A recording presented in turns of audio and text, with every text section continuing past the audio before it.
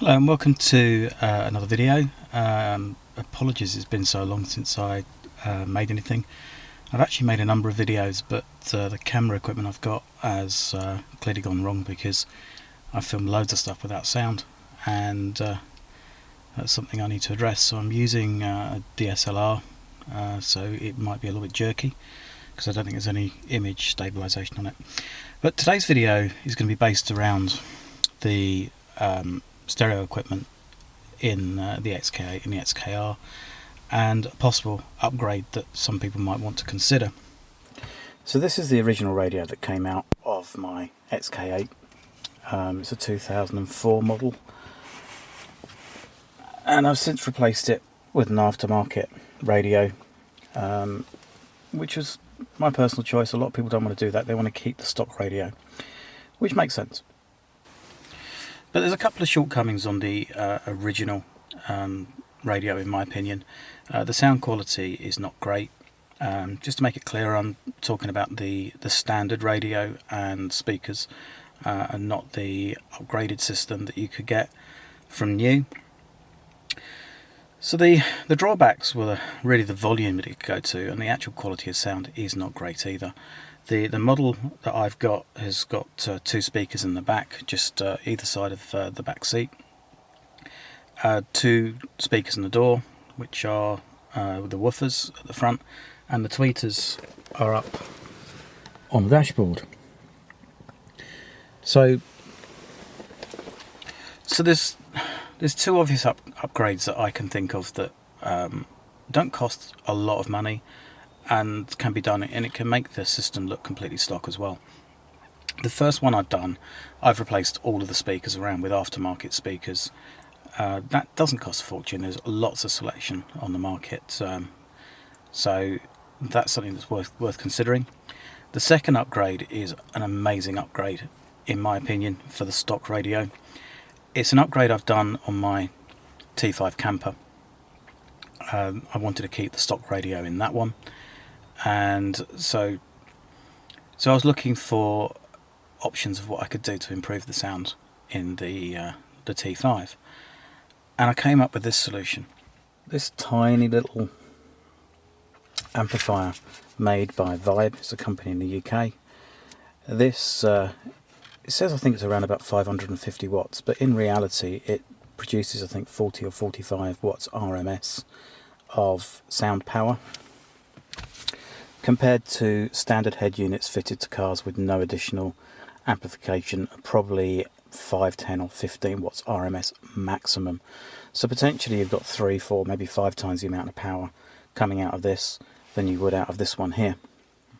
So really they're very easy to fit. I've got videos that shows you how to get the center console out. There's other videos on YouTube as well that will show you the same thing.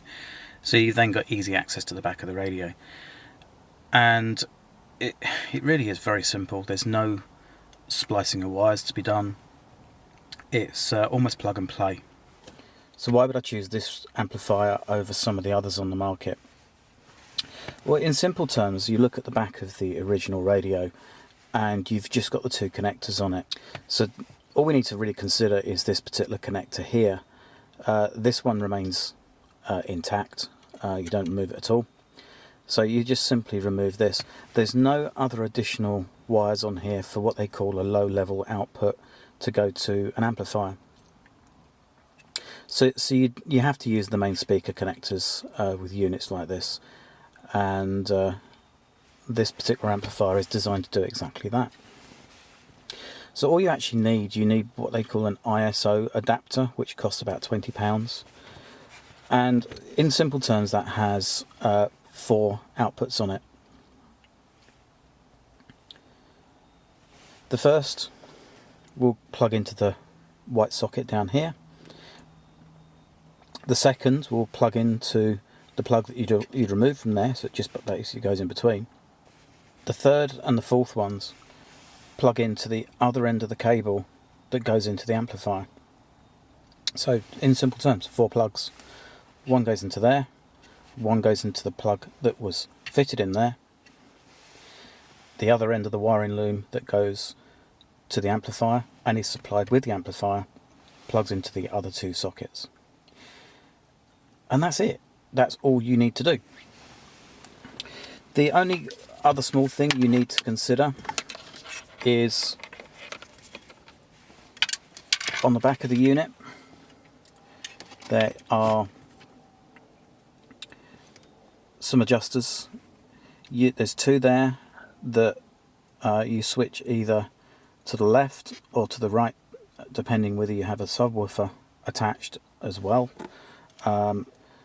If you haven't, you switch them to the left and all of the sound goes through the speakers in the car. If you don't, you switch them to the right, and then it restricts the amount of bass that goes to the bass speakers and puts that to the subwoofer instead. The other thing are the two gain, that one there and that one there, the two gain knobs. And in simple terms, that just boosts the signal. So how does it work? In simple terms, I'm not an audiophile or electrical technician or audio specialist, but in simple terms, your stock radio, whether it's in a Jaguar or any other car, it's got limitations on volume and power. So if perhaps the volume goes from 0 to 40, by the time you get into 25, you've really reached the limitations of what that amplifier can produce. And beyond that, it will go louder, but it's completely uncontrolled, becomes distorted, just sounds horrible. So the stock amplifier, if it's say 10 watts RMS, you put in this particular amplifier and it's going to boost it up to 45 watts RMS. And the gain knobs will it'll increase the volume at a controlled rate. The higher you go, the more the volume will go up relative to the number 1, 2, 3, 5, 10, 20 or 30, whatever you've selected on your main unit. You play around with it and you set it up as you want to set it up, but the effect is by the time you perhaps get to the volume level of 10 on your head unit, it's then already producing the same volume that it would have produced when you had 20 or 25 before. So by the time you've put it up to 20, then obviously you've got into the area where you're producing a lot more volume of sound, and it's a much more controlled sound, a much nicer sound. It's certainly made absolute night and day difference in my T5 camper, and I'm sure in an XK8 and XKR with the original head unit, the standard head unit fitted, it would make a massive difference. The recommendation that I would probably have is really think seriously whether you want to do this particular upgrade with the standard speakers, because the standard speakers are obviously matched to the standard head unit and probably could get damaged just because they're not used to or not designed for the additional power. But a set of speakers, probably 50 or 60 pounds for the back ones, for something that's middle of the road, and maybe 100, 150 for the front. So the speaker upgrade isn't a fortune either. So my opinion from the experience in the T5, the only way that you would get much better sound is you probably replace a head unit with something that's £1,000. You perhaps £300 or £400 in amplifiers and maybe another £1,000 in speakers, and then obviously you then have a massive upgrade as well. But this would be on a much smaller budget, with the speakers perhaps costing you £200. The amplifier, I hadn't mentioned earlier, that's only £150. It's tiny. It fits anywhere. So it can be easily concealed, possibly behind the radio in the XK8, but certainly one popular place that a lot of people put them is in the glove compartment. They're completely out of the way. So all you need is a little bit of vented air around it just to make sure it's cooled. So I'd be interested to see what people think.